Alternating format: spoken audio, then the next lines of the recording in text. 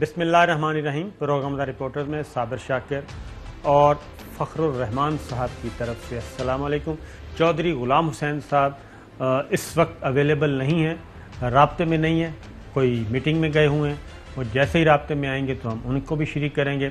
فوری طور پہ ہمارے ساتھ سینئر صحافی ہیں فخر الرحمان صاحب، وہ موجود ہیں، ان سے ہم استفادہ کرنے کی کوشش کریں گے، کیونکہ آج ایک اہم ترین سیشن ہوا ہے جی، بڑی بیٹھک ہوئی ہے ISI ہیڈ کوارٹر میں، اور لیفٹیننٹ جنرل ندیم احمد انجم صاحب جو کہ DG ISI ہیں، ISI کے سربراہ ہیں، ان کی یہ پہلی بریفنگ تھی۔ وزیر اعظم عمران خان صاحب کو، army chief general Qamar Javed Bajwa بھی موجود تھے، اور جو اس وقت خطے کی صورتحال ہے اور سیکورٹی سچویشن ہے، خاص طور پہ ایسٹرن بارڈر سے زیادہ ہمارا ویسٹرن بارڈر جو ہے وہ امپورٹنٹ ہوتا جا رہا ہے، جاننے کی کوشش کریں گے کہ اس میں کیا ہوا ہوگا، کیونکہ جو ہم پہلے تو ایشوز ڈسکس کرتے ہیں کہ ہیں کیا۔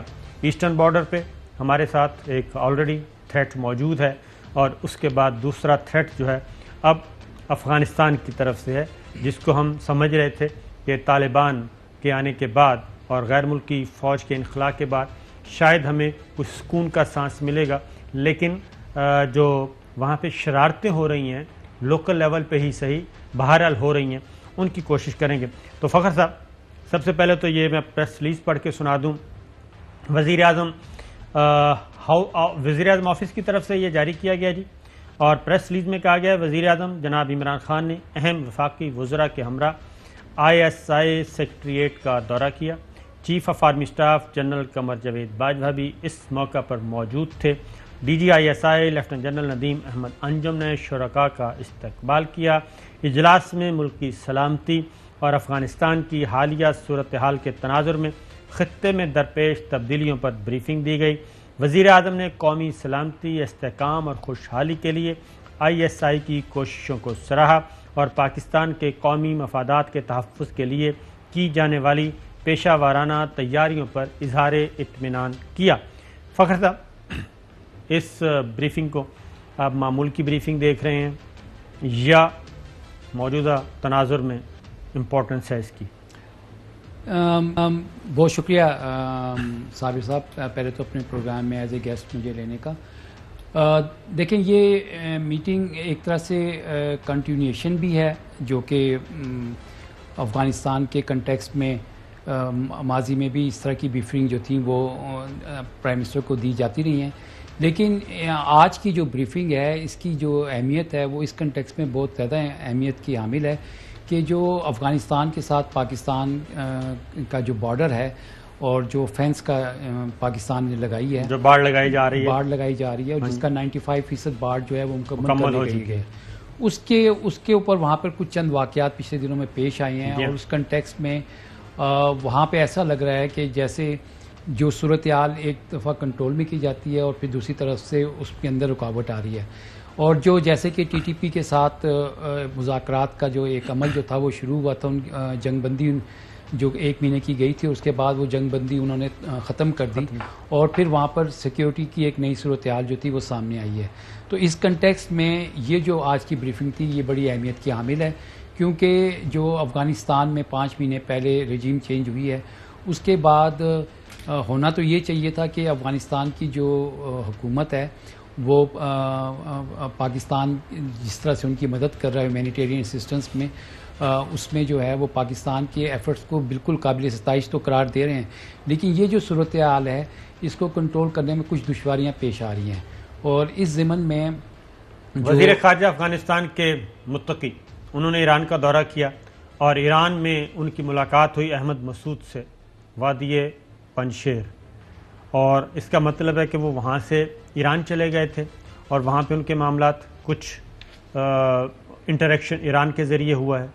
جی ہاں، یہ جو افغانستان کے نائب وزیر خارجہ ہیں متقی، چند دن پہلے وہ ایران میں موجود تھے، اور ان کی باقاعدہ ملاقات ہوئی احمد شاہ مسعود کے بیٹے احمد مسعود سے، اور پھر اسی طرح سے جو اسماعیل خان جو ہرات کے علاقے سے تعلق رکھتے ہیں وہ بھی وہاں پر موجود تھے، ان سے بھی ہوئے، اور انہوں نے ان کو as part of national reconciliation ان کو دعوت دی کہ وہ واپس اپنے ملک میں آ جائیں، اور ان کی سیکیورٹی کی انہوں نے کہا کہ ہم ضمانت دیتے ہیں.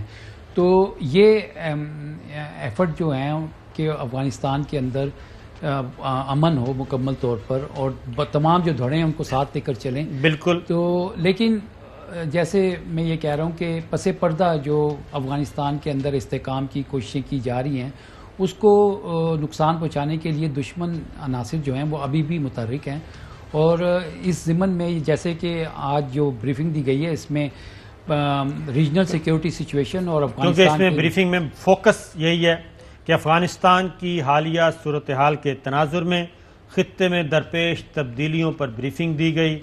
قومی سلامتی، استحکام اور خوشحالی کے لیے ISI کی کوششوں کو سراہا گیا. پاکستان کے قومی مفادات کے تحفظ کے لیے کی جانے والی پیشہ ورانہ تیاریوں پر اظہار اطمینان. تو فوکسڈ تھا افغانستان اور سیکورٹی سچویشن. اب یہ بتائیں کہ یہ موجودہ DGI آئے ہیں لیفٹیننٹ جنرل ندیم احمد انجم، ان کی یہ پہلی بریفنگ تھی وزیر اعظم عمران خان صاحب کو، شیڈولڈ تھی، پہلے سے طے شدہ تھی. تو اس سے جو اس وقت پاکستان میں چل رہا ہے معاملات، اس کو ظاہر ہے وہ پولیٹیکل اینگل دینے کی کوشش کرتے ہیں، اور سارے اپوزیشن اپنے حق میں استعمال کرتی ہے، اپنی طرف کھینچنے کی کوشش کرتی ہے. تو اس آج کی اس پریس ریلیز سے وہ سیاسی تناؤ میں کوئی کمی آئے گی، سیاسی استحکام بڑھے گا، یا کیا ہوگا؟ نہیں، بالکل. دیکھیں جو قومی سلامتی کے حوالے سے جو چیلنجز ہیں، اور اس میں آپ نے دیکھا کہ گزشتہ دنوں میں قومی سلامتی پالیسی جو ہے وہ بھی تیار کی گئی ہے، اور اگلے چند دن میں اس کے باقاعدہ اناؤنسمنٹ بھی ہونے جا رہی ہے. تو یہ جو سول ملٹری ریلیشن شپ قومی سلامتی کے کنٹیکس میں جو ہے، اس میں تو یہ واضح پیغام ہے کہ وہ جو لوگ یہ سمجھ رہے ہیں کہ شاید اس طرح سے جو ہے نا سول ملٹری تعلقات میں جو ہے نا اب وہ چیز نہیں رہی، یہ دیکھیں یہ بالکل ایک تاثر غلط ہے. اور میرے خیال میں اب ان سیاسی قوتوں کو بھی یہ بات سمجھ آ جانی چاہیے کہ پاکستان کی جو قومی سلامتی کے امور ہیں، پاکستان کا جو آئین ہے، اس کے ڈھانچے کے اندر جو سول اور ملٹری تعلقات ہیں، اس میں ایک ورکنگ ریلیشن شپ جو ہے وہ دی گئی ہے، اور وہ ہر معاملے کے اوپر اسی طرح سے چلتی رہے گی. اس کو دوسرے پیرائے میں لے جانا جو ہے وہ ان کی غلط فہمی ہے، بلکہ رادر میں کہوں گا خوش فہمی ہے. اس وقت پاکستان کو جو چیلنجز درپیش ہیں، خاص طور پر فائنینشیل سیکیورٹی کے حوالے سے، اور اس میں جو سب سے زیادہ امپورٹنٹ بات یہ ہے کہ دیکھیں ایک چیز تو واضح ہے، قومی سلامتی پالیسی میں جو نمبر 1 اس وقت تھریٹ ہے، سیکورٹی تھریٹ، وہ اکنامک ہے. بالکل، ہماری معیشت ہے، فائنینشیل تھریٹ. بالکل. آپ اس کنٹیکس میں بھی دیکھیں نا کہ پاکستان کی جو معیشت ہے اس کو دہشت گردی کے حوالے سے پچھلے 20 سال کے اندر $120 ارب سے زائد کا نقصان ہو چکا ہے. اس وقت یہ جو پاک افغان بارڈر پہ جو باڑ لگانے کا مقصد یہی تھا کہ جو دہشت گرد عناصر جو افغانستان سے بیٹھ کے پاکستان کے اندر دہشت گردی کر رہے تھے، جس کی وجہ سے پاکستان کی معیشت پہ بڑے منفی اثرات مرتب ہوئے، یہ اس کی پہلی ڈیفنس لائن ہے. اس لیے جو باڑ کا جو فیصلہ ہے، پاکستان اس پہ کوئی کمپرومائز نہیں کرے گا. ہمارے DGI نے بالکل کہا بھی ہے، کیونکہ باڑ پہ اعتراضات اٹھ رہے ہیں، لیکن DGI نے پچھلے دنوں یہ کہا تھا کہ یہ فیصلہ ہمارا حتمی ہے، انٹرنیشنل بارڈر ہے اور یہ مکمل ہوگا، کیونکہ پاکستان پاک ایران بارڈر پہ بھی لگا رہا ہے باڑ، اور پاک افغان بارڈر پہ بھی لگا رہا ہے. اور اس کی ریزن یہ ہے کہ یہ الزام تراشی کا سلسلہ ختم ہو کہ جی در اندازی ادھر سے ہوئی، ادھر سے ہوئی، یہ سارا پاکستان اپنا بندوبست کر رہا ہے. لیکن آگے بڑھتے ہیں جی کہ ایک اور نئی پالیسی جو ہے وہ بھی بتا دینی چاہیے کہ جو نئے DGI ہیں لیفٹیننٹ جنرل ندیم احمد انجم، انہوں نے باقاعدہ طور پہ یہ وزیر اعظم سے کہا بھی ہے کہ میں نے لو پروفائل میں رہ کے کام کرنا ہے، کیونکہ اسپائی ماسٹر کا کام نہیں ہے میڈیا ہائپ کریٹ کرنا اور تصویریں یہ وہ ہر طرح اس طرح کی. تو آج بھی ہم نے دیکھا ہے کہ بہت سمپل اور بڑے سفسٹیکیٹڈ وے میں ایک مختصر سا پریس ریلیز جاری کر دیا گیا، اور دیٹس آل، اور اس میں کوئی تصویر نہیں جاری کی گئی. اور میرا خیال ہے کہ یہی ہوتا ہے انٹیلیجنس اداروں کا طریقہ کار کام کرنے کا، کہ خاموشی سے کام کیا جائے اور نظر نہ آیا جائے.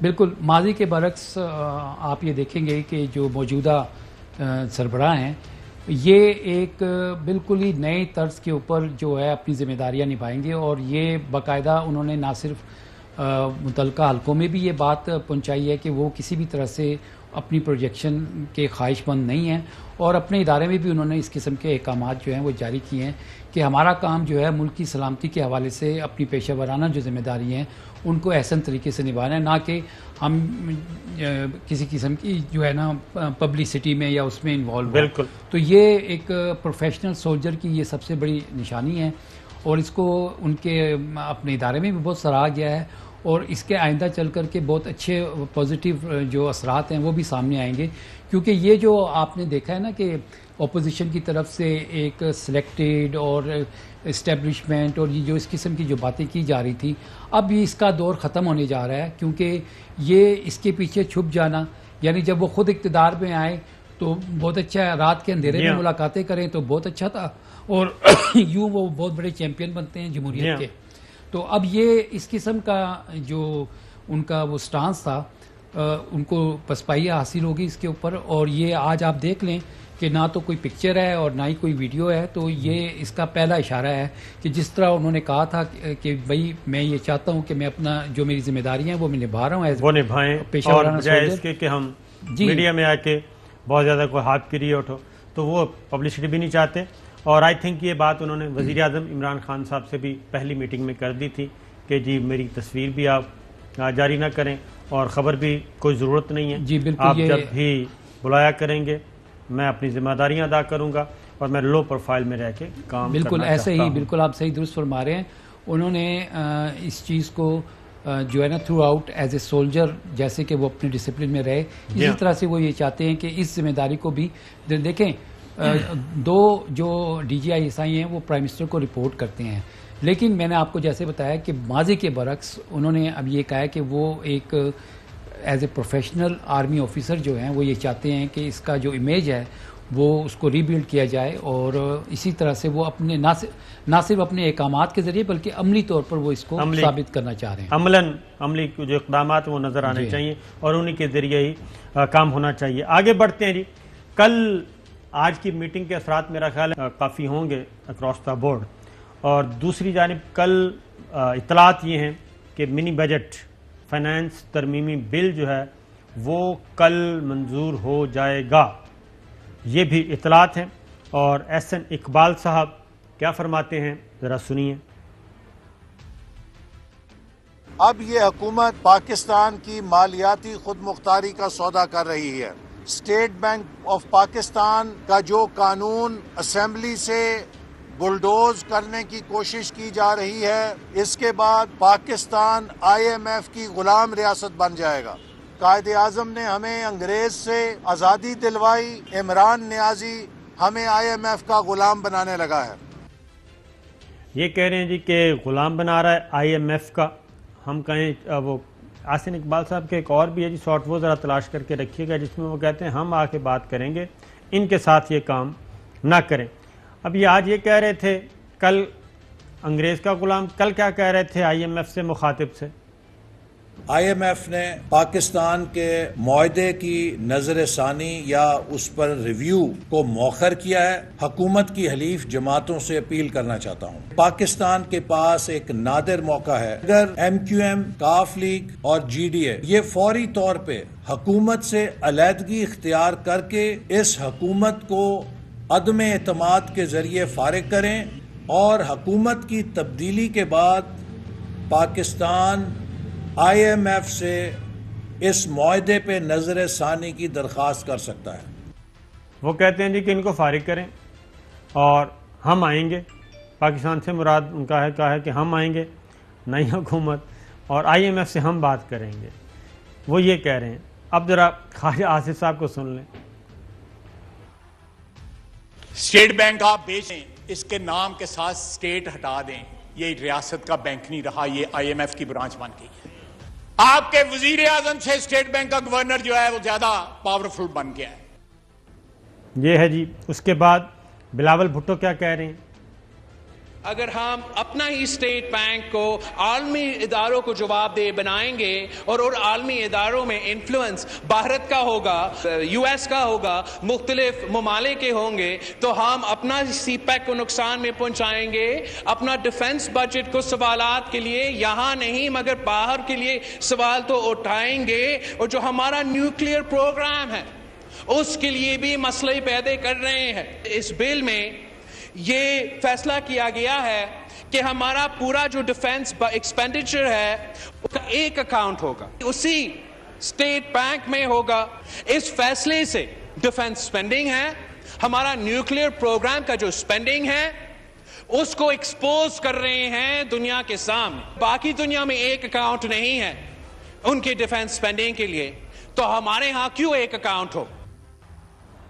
یہ بلاول بھٹو نے جتنی بھی گفتگو کی ہے جی، یہ تو بڑے سیریس تھریٹس کا ذکر کیا انہوں نے کہ اسٹیٹ بینک کے آڑ میں ہم سے کیا منوایا جا رہا ہے، ڈیفنس اکاؤنٹ ایک ہوگا اور اس اکاؤنٹ تک ایکسیس ہوگی عالمی مالیاتی اداروں کو، اور اس میں انڈینز بھی آ سکتے ہیں، جو آئی ایم ایف میں بیٹھا ہوگا عہدیدار وہی کرے گا، اس میں امریکنز بھی ہوں گے، اس میں آپ کے اینیمیز۔ تو دوبارہ ذرا سن لیں بلاول بھٹو کو، کافی امپورٹنٹ بات کی ہے، آپ بھی پریشان ہو رہے ہیں کہ اگر یہ سارا کچھ سچ ہے تو پھر کیا ہو سکتا ہے، سنائیے جی ذرا۔ اگر ہم اپنا ہی اسٹیٹ بینک کو عالمی اداروں کو جواب دہ بنائیں گے اور عالمی اداروں میں انفلوئنس بھارت کا ہوگا، یو ایس کا ہوگا، مختلف ممالک کے ہوں گے، تو ہم اپنا سی پیک کو نقصان میں پہنچائیں گے، اپنا ڈیفنس بجٹ کو سوالات کے لیے یہاں نہیں مگر باہر کے لیے سوال تو اٹھائیں گے، اور جو ہمارا نیوکلیئر پروگرام ہے اس کے لیے بھی مسئلے پیدا کر رہے ہیں۔ اس بل میں یہ فیصلہ کیا گیا ہے کہ ہمارا پورا جو ڈیفنس ایکسپینڈیچر ہے اس کا ایک اکاؤنٹ ہوگا، اسی اسٹیٹ بینک میں ہوگا۔ اس فیصلے سے ڈیفنس سپینڈنگ ہے، ہمارا نیوکلیئر پروگرام کا جو سپینڈنگ ہے اس کو ایکسپوز کر رہے ہیں دنیا کے سامنے۔ باقی دنیا میں ایک اکاؤنٹ نہیں ہے ان کے ڈیفنس سپینڈنگ کے لیے، تو ہمارے ہاں کیوں ایک اکاؤنٹ ہو؟ جناب دیکھیں صابر صاحب، اپوزیشن کی جو دوگلا کریکٹر ہے وہ یہیں سے اسٹیبلش ہو رہا ہے کہ ایک طرف تو وہ بڑی حب الوطنی کا دعویٰ کر رہے ہیں کہ پاکستان کی قومی سلامتی کو جو ہے نا آئی ایم ایف سے قرضہ لینے سے یہ خطرات جو ہیں وہ یہ ہو جائیں گے۔ چلیں ایک لمحے کے لیے اگر ہم یہ بات تسلیم کر بھی لیتے ہیں جس خدشات کا یہ ذکر کر رہے ہیں، تو اچھا چلیں آپ حب الوطنی کے ثبوت پر آپ ثابت کوئی بتائیں کہ اس کا جو مالی بحران ہے اس کے لیے الٹرنیٹو کیا کیا جا سکتا ہے۔ ایک طرف اپوزیشن کہتی ہے کہ جی اتحادی جو ہیں وہ حکومت کا ساتھ چھوڑ دیں اور حکومت گرا دیں۔ ہونا تو یہ چاہیے تھا کہ اتحادیوں کو کہتے ہیں کہ جی آپ اس بل کی مخالفت کریں کیونکہ یہ بل پاکستان کی قومی سلامتی کے خلاف ہے، یہ کہنا کہ جی آپ حکومت کو گرا دیں۔ دوسری طرف اسی اپوزیشن سے آواز آتی ہے کہ وہ یہ کہتے ہیں کہ جی نظر ثانی کے لیے جو ہے نا ہم پھر دوبارہ بات چیت کر لیں گے، ان سے آئی ایم ایف سے رجوع کر لیں گے۔ ایک طرف وہ یہ بات کرتے ہیں، تو میرا خیال میں یہ سیاست زیادہ ہو رہی ہے کیونکہ اپوزیشن کے پاس۔ اچھا ایک اور چیز بھی بتائیں، دیکھیں یہ سارا کچھ کیا جا رہا ہے 1 ارب یا 1.5 بلین ڈالر کے لیے، تو کیا ہمارے پاس کوئی ایسا out of the box solution نہیں ہے؟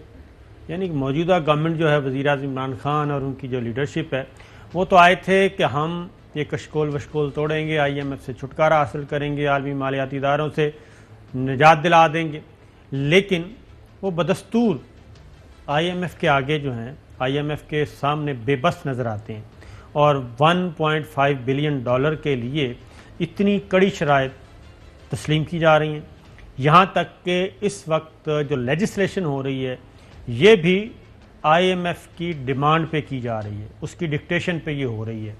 تو یہ تو از خود، کیونکہ دوسری طرف ہم قومی سلامتی پالیسی میں یہ کہتے ہیں، قومی سلامتی پالیسی میں کہتے ہیں ہمارا سب سے نمبر 1 مسئلہ جو ہے وہ ہے فائنینشیل تھریٹ ہے، ہمیں اکانومی کا مسئلہ ہے، اس کی وجہ سے ہماری ادروائز جو سوورنٹی ہے وہ بھی انڈر پریشر ہے۔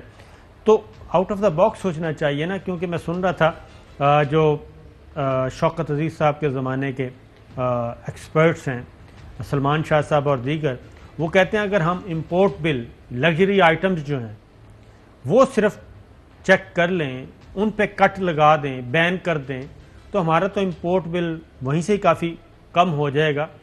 تو ان میں اور ان میں پھر فرق کیا ہوا؟ سب سے پہلے تو میں یہ مجھے کنسرن ہے. نہیں بالکل, دیکھیں جو جہاں تک منی بجٹ کے اوپر اپوزیشن کا رد عمل ہے وہ ایک الگ چیز ہے, اور جہاں تک یہ اسٹیٹ بینک کے حوالے سے لیجسلیشن ہے یہ ایک الگ چیز ہے.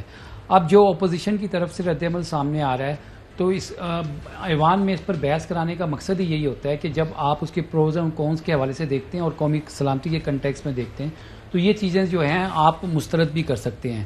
لیکن جیسے میں نے آپ کو یہ کہا کہ اپوزیشن کا جو ہیلدی رول ہے, یعنی ملک کے حوالے سے جو رول یہ ہونا چاہیے کہ وہ آگے بڑھ کر کہیں کہ اچھا جی یہ جیسے اس میں دیکھیں اپوزیشن ہمارے ہاں جو کلچر ہے وہ تو یہی ہے, اپوزیشن کا کام ہے گورنمنٹ کی گرفت کرنا اور گورنمنٹ کو امبیرس کرنا, گورنمنٹ گرانے کے لیے بائی ہک اور کروک جو بھی طریقہ کار ہے وہ ہے, وہ اپنا وہ پیٹتے رہیں گے, ڈیسک بجاتے رہیں گے.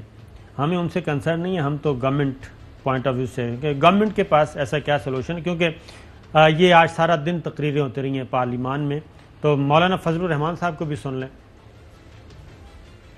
یہ جو اس وقت منی بجٹ کی صورت میں ہو رہا ہے, اسٹیٹ بینک کو اختیارات دینے کے نام پر اس کو بھی اختیار کیا جا رہا ہے اور IMF سے اس کو وابستہ کیا جا رہا ہے, تو یہ تو ایک آزاد ریاست پاکستان کو دوبارہ کالونی بنانے کی طرف ہم جا رہے ہیں.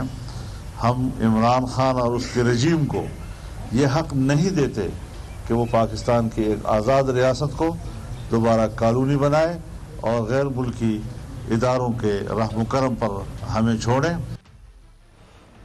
اس کے بعد حماد اظہر صاحب کو سن لیں, وفاقی وزیر ہیں, انہوں نے جواب دیا.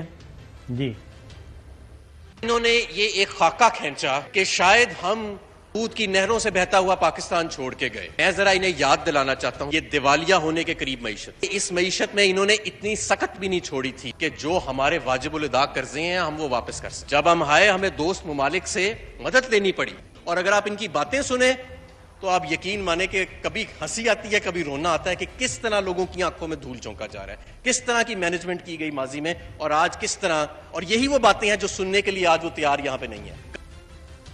اب ذرا سنائیں جی, MQM حکومت کی اتحادی جماعت ہے, صلاح الدین صاحب کیا کہہ رہے ہیں. مرتبہ ہم نے ووٹ دیا, اپنا ہاتھ اٹھاتے رہے, اور اب ایسا محسوس ہونے لگا ہے کہ صرف اب اس ایوان میں ہاتھ اٹھانے کے لیے رہ گئے ہیں. بڑے افسوس کے ساتھ کہنا پڑ رہا ہے, ہم حکومت کے اتحادی ہیں اور ہمیں نہیں پتا کہ حکومت کیا کرنے جا رہی ہے. جناب اتحادی کہہ رہے ہیں کہ ہمیں نہیں پتا کہ حکومت کیا کرنے جا رہی ہے. میں اس کا آپ کو بتاؤں گا کہ کل ایک بریفنگ تھی, اس میں بیٹھے تھے ہم, تو حکومت اس بارے میں سوچ کیا رہی ہے تو وہ بھی آپ سے پوچھتا ہوں.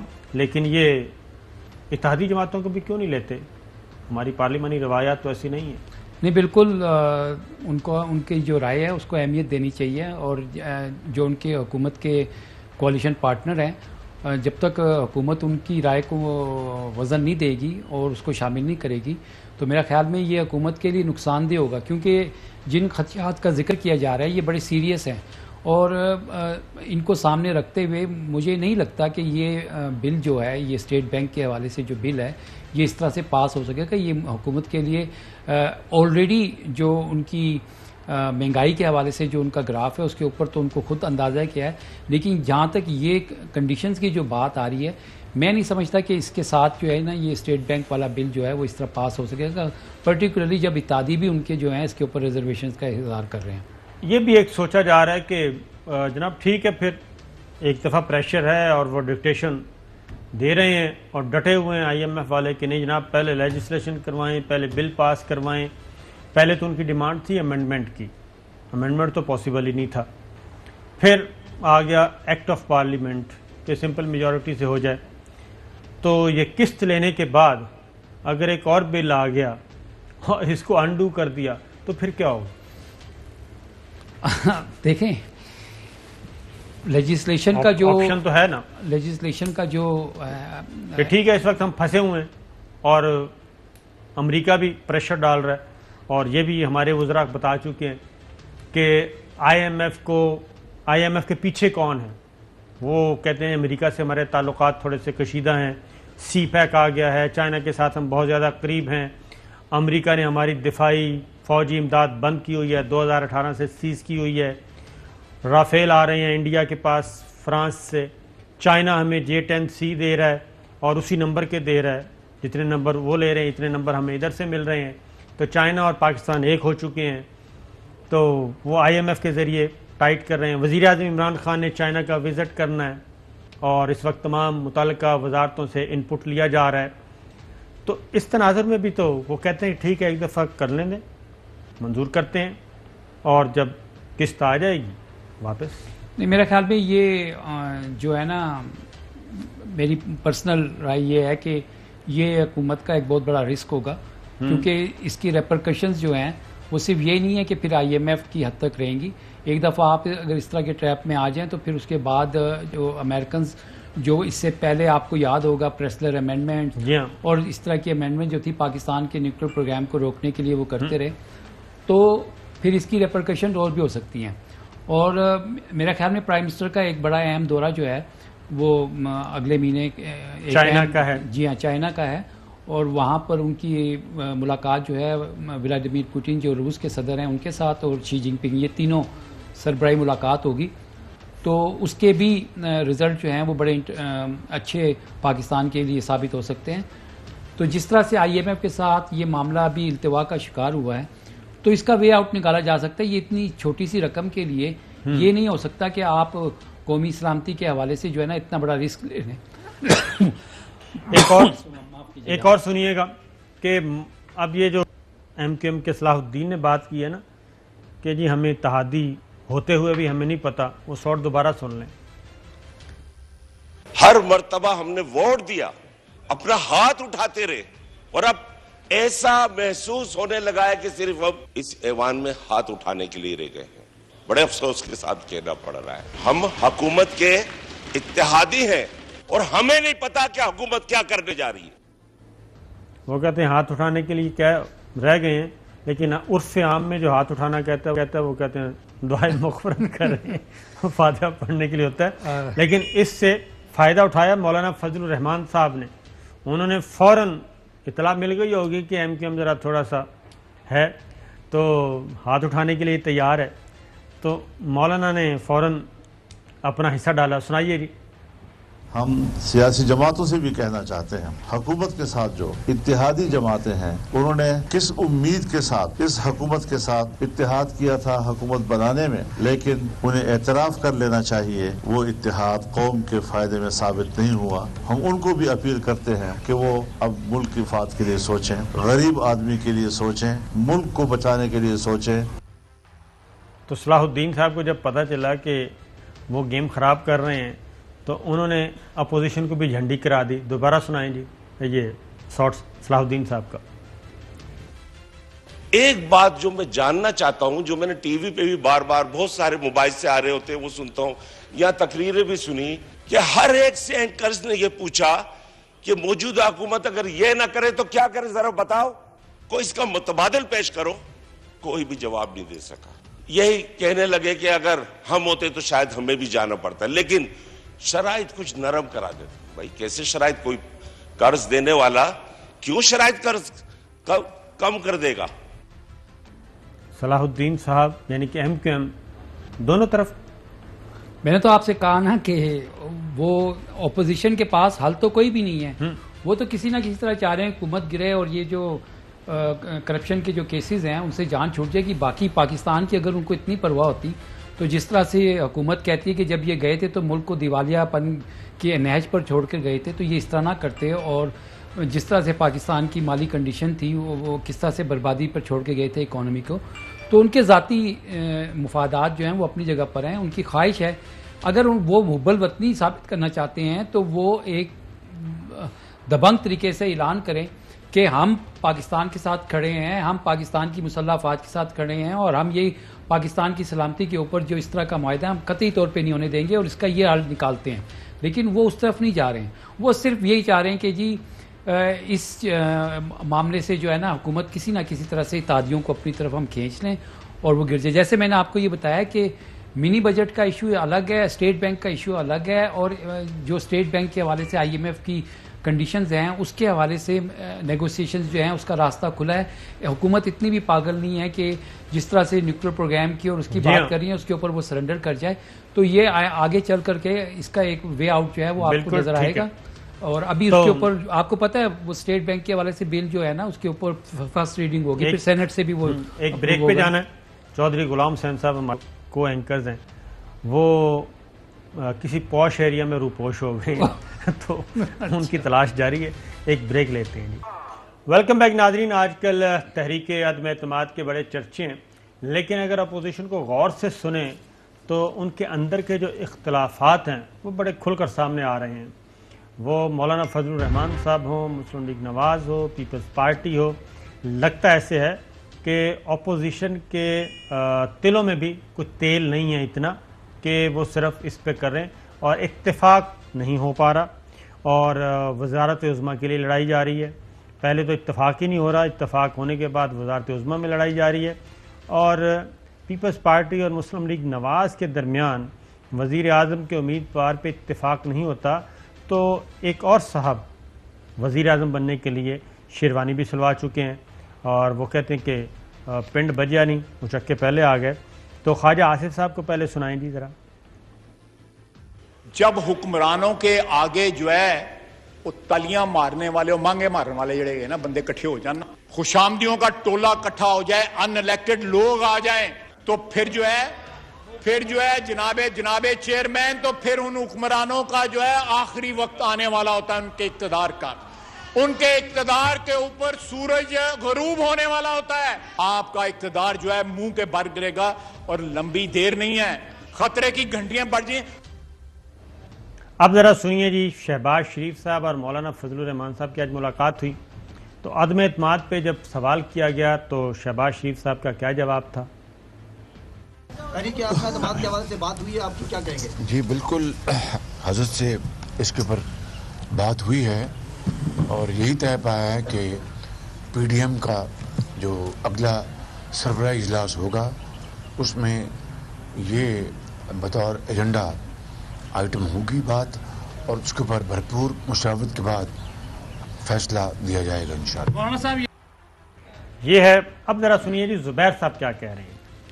ہمارے اوپر بھی بڑا پریشر ہے، عوام کا بھی پریشر ہے، اور ممبران کا بھی پریشر ہے، تو یہ پریشر ضرور ہے ہماری لیڈرشپ پر کہ یہ دیکھنا کہ کیا ہم انتظار کرتے رہیں یا اب وقت آ گیا ہے کہ کوشش کی جائے کہ ان کو ہٹایا جائے۔ اب یہ حسن اقبال صاحب کہتے ہیں عدم اعتماد ممکن نہیں ہے۔ ابھی تک تو کوئی ایسی نو کانفیڈنس کی نہ باقاعدہ تجویز زیر غور ہے، نہ آپشن نظر آ رہی ہے کہ جس کو ہم کر سکیں۔ جب تک حکومت کی حلیف جماعتیں کاف لیگ، MQM اور GDA حکومت کے ساتھ بیٹھے ہوئے ہیں، اقتدار میں ان کے ساتھ چمٹے ہوئے ہیں، تو وہ برابر کے اس میں حصے دار ہیں ان تمام پالیسیز میں۔ جب تک ان کے اندر کریک نہیں آتا تو عددی طور پہ no confidence is not a possibility. یہ ان کے پاس بھی تصویر نہیں ہے، وہ میں آپ کو بتا دیتا ہوں کہ خبر کیا ہے، کیوں مسلم لیگ نواز اتنی مایوس ہوئی ہے۔ پہلے ذرا شارٹ سن لیں پھر میں بتاتا ہوں۔ حسن اقبال صاحب کا ذرا جی ایک اور شارٹ ہے وہ بھی سنوا دیں۔ کانفیڈنس آتی ہے اور اس کا مقصد یہ ہے کہ ہم نئے الیکشن میں جائیں، تو میرا نہیں خیال کہ مسلم لیگ نون اس میں وزارت عظمیٰ کے لیے زیادہ دلچسپی رکھے گی۔